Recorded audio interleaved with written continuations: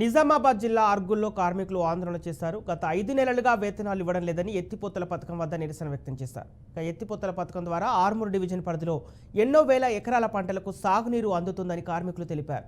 కానీ పంటలకు నీళ్లు అందిస్తున్న తాము పస్తులుంటున్నామని ఆవేదన వ్యక్తం చేశారు. కాంట్రాక్టర్లు 5 నెలల నుంచి వేతనాలు చెల్లించకపోవడంతో తీవ్ర ఇబ్బందులకు గురవుతున్నామని ఎత్తిపోతల పథకం నందు పనిచేసే కార్మికులు ఆందోళన వ్యక్తం చేశారు. అయితే ఇందులో 19 మంది కార్మికులు పనిచేస్తున్నారు.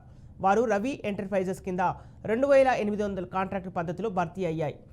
అయితే ఎంటర్ప్రైజెస్ కిషోర్ రెడ్డికి బాధ్యతలు అప్పగించారు. కిషోర్ రెడ్డి తమిళనాడుకు చెందిన కన్నన్ కన్స్ట్రక్షన్ కంపెనీ కాంట్రాక్ట్ను అప్పగించారు. అయితే కన్నన్ ఏజెన్సీ వాళ్ళు వేతనాలు ఇవ్వకపోవడమే కాకుండా డబ్బులు అడిగితే దూషిస్తూ భయభ్రాంతులకు గురి చేస్తున్నారని కార్మికులు ఆరోపించారు.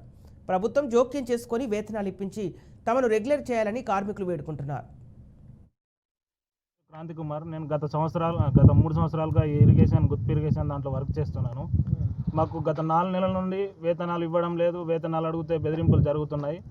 మాకు సఫాయి వాళ్ళ కంటే హీనంగా ఉంది మా బతుకు. కనీస వేతనాలు కూడా పెంచమంటే కూడా పెంచుతలేరు.